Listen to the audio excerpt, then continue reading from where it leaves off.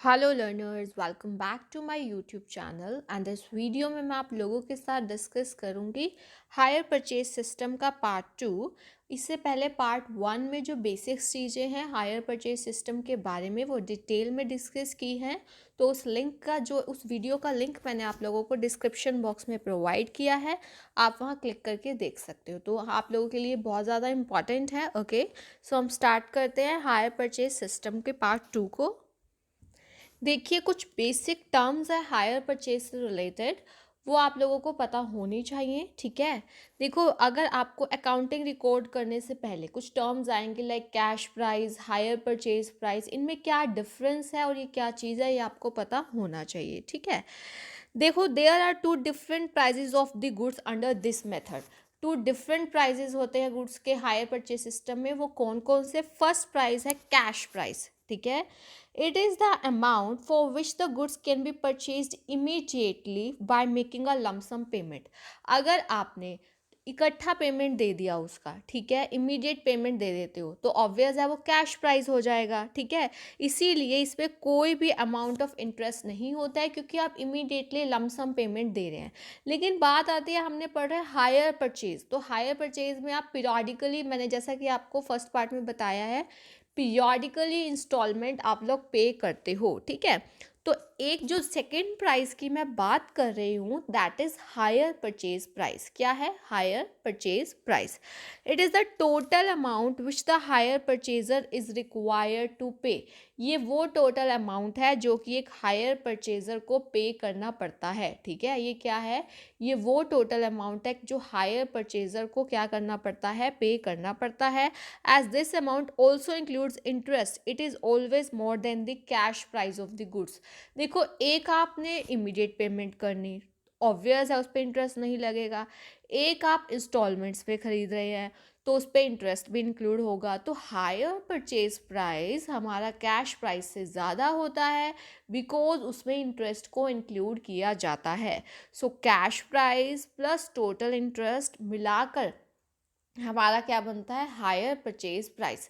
Cash price plus total interest. ठीक है, cash price plus total interest को मिलाकर हमारे पास क्या आता है? Hire purchase price. और ये फॉर्मूला आप लोगों के लिए बहुत इंपॉर्टेंट है और बेसिक फॉर्मूला है हमारा हायर परचेज चैप्टर का। ठीक है, अब बात करते हैं जो हम बार बार यूज़ करें टर्म इंस्टॉलमेंट। ठीक है, तो कई बार आप जब क्वेश्चन इसके अटेम्प्ट करते हैं हायर परचेज के, और आपको ये भी पता होना चाहिए कि क्वेश्चन में क्या अमाउंट ऑफ इंटरेस्ट इंक्लूडेड है पर इंस्टॉलमेंट में, ठीक है, या नहीं। तो इसको करने के लिए देयर में बी टू सिचुएशंस। देखिए, it should be carefully observed in each questions whether the amount of interest is already included in the installments। ठीक है, ये installments है, कई जगह installations गलती से लिखा गया, आप उसको करेक्ट कर लेना, installments है। ठीक है, thus there may be two situations हो सकती हैं when interest is included। Instalments में इंटरेस्ट ऐड करके दिया हुआ है। ठीक है, इफ द डाउन पेमेंट, अब डाउन पेमेंट आपने सुना होगा, देखो, कुछ एडवांस पेमेंट आप पहले ही दे देते हो, बाकी का अमाउंट आप पीरियडिकली देते हैं। ठीक है, तो the advance payment at the time of signing of the agreement plus all the other installments exceeds the cash price. आप देखें कि एक आपको क्वेश्चन में कैश प्राइस दिया हुआ है, ठीक है, और दूसरी तरफ आपको जो डाउन पेमेंट जो उसी टाइम में आपने किया प्लस जो आपका पीरियडिकली इंस्टॉलमेंट्स हैं वो अगर बढ़ जाती है, कैश प्राइस से ज़्यादा आ रहा है, तो इसका मतलब कि interest is included in instalment. Simple सी बात है। ठीक है, दूसरा क्या आता है? When interest is not included in instalments, जब हम इंटरेस्ट को इंक्लूड नहीं करते हैं इंस्टॉलमेंट्स पे। ठीक है, अगर आपने देखा down payments plus all other installments equal the cash price, यानी कि कैश प्राइस, और अगर आप डाउन पेमेंट प्लस सारे इंस्टॉलमेंट को इक्वल करें, मतलब प्लस करें, तो वो इक्वल आ रहा है कैश प्राइस के, तो इंटरेस्ट हमारा इंक्लूडेड नहीं है इंस्टॉलमेंट्स पे। इसका मतलब क्या हो गया?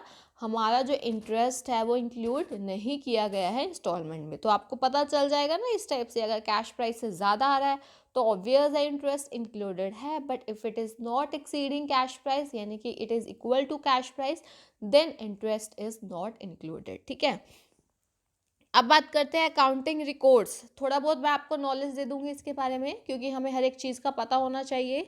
देखो, हायर परचेज सिस्टम के अंडर अकाउंटिंग रिकॉर्ड्स रखते हैं हम लोग।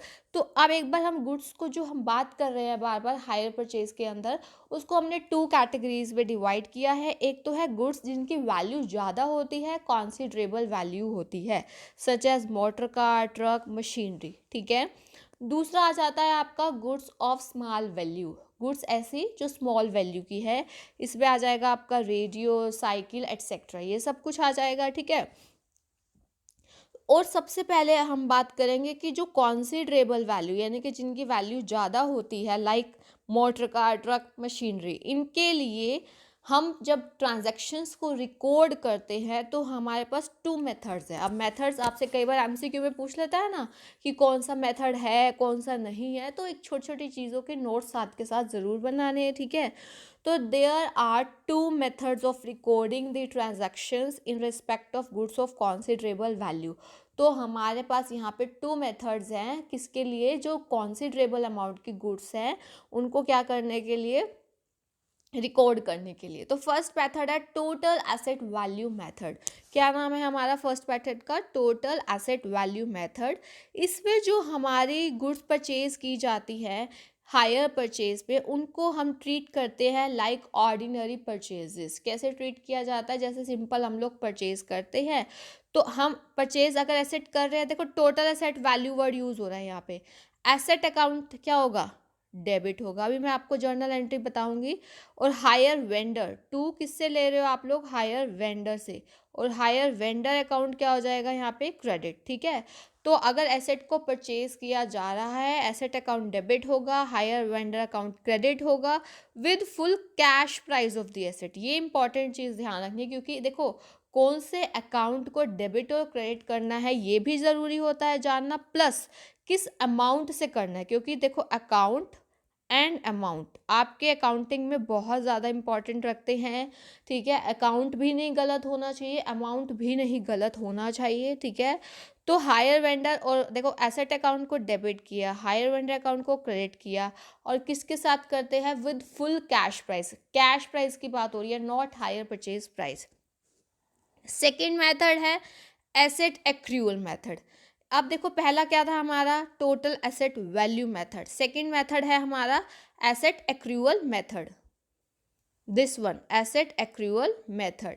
अब under this method asset is debited in the books of hire purchase only to the extent of cash price included in each installment. क्योंकि वो टोटल एसेट वैल्यू था, तो एक ही बार हमने overall total value cash price के according asset को debit कर दिया। बट इसमें सिर्फ जो एसेट डेबिट की जाती है हायर परचेज, एक्रूअल है ना, तो एसेट को डेबिट किया जाता है in the books of hire purchaser only to the extent of cash price included, कि कितना हमारा कैश प्राइस इंक्लूड है ईच इंस्टॉलमेंट में, ठीक है। जो इंटरेस्ट इंक्लूड है हर इंस्टॉलमेंट में, उसको कौन से अकाउंट में डेबिट करेंगे, इंटरेस्ट अकाउंट में। और जो रिमेनिंग अमाउंट है बाकी, देखो देखो क्या होगा, इस पे इंटरेस्ट होगा, हर इंस्टॉलमेंट को वो इंटरेस्ट अकाउंट में डेबिट किया जाएगा, और जो बाकी का इंस्टॉलमेंट का अमाउंट है वो एसेट अकाउंट में। अब देखो इसको समझिए। फॉर एग्जाम्पल, कैश प्राइस एक मशीनरी का 1 लाख है, and the payment is to be made in 4 equal annual installment of 25,000 each. तो जो फर्स्ट वाला मेथड था हमारा, उसमें जो टोटल एसेट वैल्यू वाला मेथड था, उसमें एसेट अकाउंट को हम डेबिटेड करेंगे 4 rupees 1 lakh at the very beginning of the first year, क्योंकि एक ही बारे में हमने कर दिया। And in the second method जो एसेट अकाउंट है उसको 25,000 से हर बार किया जाएगा, क्योंकि ये एसेट एक्रूअल मेथड है। ये इंपॉर्टेंट डिफरेंस था और आप लोगों ने ध्यान रखना है, ठीक है। कुछ अब मैं आपको एंट्री बता देती हूँ, ताकि आपको कई बार एमसीक्यू एंट्री से रिलेटेड पूछा जाता है। Entries according to the first method. First method कौन सा, टोटल एसेट वैल्यू मेथड। अब दो पर्सन्स हैं, एक हायर परचेजर है, एक हमारा हायर वेंडर है। तो हायर परचेजर की बुक में, हायर परचेजर हायरर जो कि एसेट को खरीदता है, और हायर वेंडर जो कि सेल करता है। तो हायर परचेजर की बुक्स पे कैसे रिकॉर्ड होगा, फर्स्ट ईयर बिगिनिंग 1 अप्रैल से हम कर रहे हैं, ठीक है। हमने क्या है, asset account to vendor cash, ये तो सिंपल है, आपने एसेट खरीदी है, debit to vendor's account. Cash price of the goods purchase, जो आपने गुड्स को परचेज किया उसके कैश प्राइस से। फिर आपका क्या होगा, 1 अप्रैल को vendor's account debit to bank. अब आपने पहले ड्यू किया, फिर उसको आप पेमेंट कर रहे हो eight the time of signing the agreement, ये हो गया।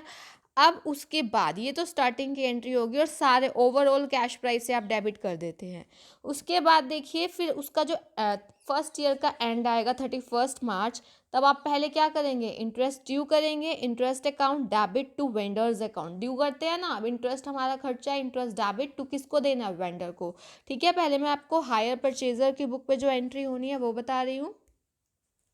फिर एक एंट्री जब आप इंस्टॉलमेंट पे करेंगे, ठीक है, vendor's to bank, this one installment pay करनी पड़ेगी ना लास्ट में, ठीक है।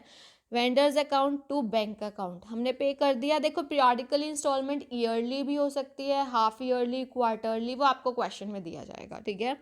और क्या क्या होगा, अब डेप्रिसिएशन भी चार्ज होगा, ये चीज़ ध्यान रखना। अगर आपने एसेट ली है कॉन्सिडरेबल वैल्यू की तो ऑब्वियस है उस पर क्या चार्ज होगा, आपका डेप्रिसिएशन भी चार्ज होता है। और डेप्रिसिएशन जब चार्ज होता है तो वो कैश प्राइस पे होता है, not on hire purchase, cash price पे डेप्रिसिएशन टू असेट अकाउंट, ठीक है। उसके बाद क्या होगा, उसके बाद देखिए, अब देखो एक आपने इंटरेस्ट ड्यू किया था, एक आपने डेप्रिसिएशन, उसको प्रॉफिट एंड लॉस अकाउंट में क्या कर देंगे, डेबिट। अब जो statement of profit and loss आप कंपनीज के केस में यूज़ करेंगे, statement of profit and loss, और P&L अकाउंट अदरवाइज कंपनी, ठीक है। To interest to depreciation, double entry system होता है ना जैसे हमारा, अब उसको इंटरेस्ट और डेप्रिसिएशन के अकाउंट को क्लोज करने के लिए, ठीक है। ये हो गई आपने। अब आपको हायर परचेजर की बुक पे क्या एंट्री होती है ये क्लियर हुआ होगा। अब हम करेंगे हायर वेंडर। हायर वेंडर का मतलब यहाँ सेलर की बात हो रही है, तो इसके लिए क्या होगा, देखो हायर परचेजर उसका एक टाइप का क्या है, डेटर, पहले जब तक उसको पैसे नहीं मिले जब ड्यू करेंगे। Hire purchaser account to hire sales, sales को हम क्या करते हैं, क्रेडिट करते हैं, बट वहाँ यहाँ पे हम वर्ड यूज़ करेंगे हायर सेल्स अकाउंट, ठीक है। फिर जब उसको पैसे मिल जाएंगे तो बैंक टू हायर परचेजर्स, क्योंकि जब साइन करते हैं ना एग्रीमेंट को तब पैसे मिल जाते हैं। कैश प्राइस की हम यहाँ बात कर रहे हैं, amount received on signing the agreement, ठीक है। वो वाला जो आपकी डाउन पेमेंट होती है वो वाली बात हो रही है, यहाँ पे डाउन पेमेंट होती है ना कुछ, वो, ठीक है। उसके बाद अब इंटरेस्ट ड्यू होगा हायर परचेजर की तरफ से, हायर परचेजर टू इंटरेस्ट। उसके बाद अब आपकी यहाँ पे क्या हो जाएगी, इंस्टॉलमेंट रिसीव हो जाएगी bank to hire purchaser account, क्या हो जाएगी, बैंक, क्योंकि आपको पेमेंट मिल रही है टू हायर परचेजर। अब देखो एसेट पे डेप्रिसिएशन तो कौन लगाएगा, हायर परचेजर लगाएगा, इसलिए यहाँ पे तो कोई भी एंट्री नहीं होगी सेलर के अकाउंट में। उसके बाद देखिए अब यहाँ पे इंटरेस्ट जो है वो क्या होगा, वो उसको इंटरेस्ट मिला है तो ये P&L के क्रेडिट में जाएगा, डेप्रिसिएशन तो लगा नहीं है। Interest account to profit and loss account या फिर स्टेटमेंट ऑफ P&L, ठीक है। और उसके बाद जो हायर सेल्स है वो कहाँ पे जाएगी, उसकी लास्ट में 31 मार्च को वो कर देगा ट्रेडिंग अकाउंट में, hire sales account to trading account, क्योंकि ट्रेडिंग अकाउंट के क्रेडिट में जाएगा, ठीक है। ये चीज़ ध्यान रखना। तो ये वाली जो जर्नल एंट्रीज थी बेसिक सी, वो आपको अच्छे से क्लियर होने चाहिए, ठीक है। अब देखो अगर आपसे सीधा क्वेश्चन में आपको ये भी पता होना चाहिए कि नेसेसरी अकाउंट्स कौन कौन से ज़रूरी अकाउंट है जो एक हायर परचेज़र की बुक में बनेंगे और कौन से ऐसे हैं जो हायर वेंडर की। तो हायर परचेज़र की अगर मैं सबसे पहले बात करूँ तो एक तो एसेट अकाउंट बनता है, ठीक है। अब आपको अभी मैंने एंट्री बताई है, ये कैसे लिखा जाता है, एसेट टू वेंडर, ठीक है। वेंडर इसकी डेबिट साइड में लिखा जाता है और डेप्रिसिएशन जब इस पर लगता है तो वो इसकी रिटर्न किया जाता है क्रेडिट साइड पे, ठीक है। और एक चीज़ ध्यान रखना, डेप्रिसिएशन चार्ज किया जाता है cash value of the asset पे, ओके। और अगर मेथड आपको नहीं बताया गया है डेप्रिसिएशन का क्वेश्चन में, then you can use diminishing balance method या फिर रिड्यूसिंग वैल्यू मेथड जिसको हम बोलते हैं। दूसरा अकाउंट क्या बनता है, एक वेंडर का अकाउंट बनेगा, इंटरेस्ट अकाउंट बनेगा, डेप्रिसिएशन। अभी इसलिए पहले आपको जर्नल एंट्री करवाई, उससे आपको पता चल गया कि हायर परचेजर की बुक में एसेट अकाउंट बनने वाला है, वेंडर्स अकाउंट बनने वाला है, इंटरेस्ट अकाउंट बनने वाला है एंड डेप्रिसिएशन अकाउंट बनने वाला है, ओके। उसके बाद वेंडर की बुक में कौन कौन से अकाउंट बनते हैं, मेनली यहाँ पे आपके 2 अकाउंट्स बन रहे हैं, हायर परचेजर अकाउंट बन रहा है और इंटरेस्ट क्योंकि मिलेगा वो अकाउंट बन रहा है, ठीक है। Okay guys, thank you so much. I hope आपको ये हायर परचेज के बारे में अच्छे से क्लियर हुआ होगा। पहले पार्ट 1 देखना है, फिर पार्ट 2 देखना है, ताकि आपको अच्छे से क्लैरिटी हो जाए। ओके, और अगर अभी तक आप लोगों ने इस यूट्यूब चैनल को सब्सक्राइब नहीं किया है, then do subscribe, bell icon press कर देना, ताकि आपको अपकमिंग वीडियोज़ की टाइमली नोटिफिकेशन मिल जाए। Okay, keep learning and keep sharing. Thank you.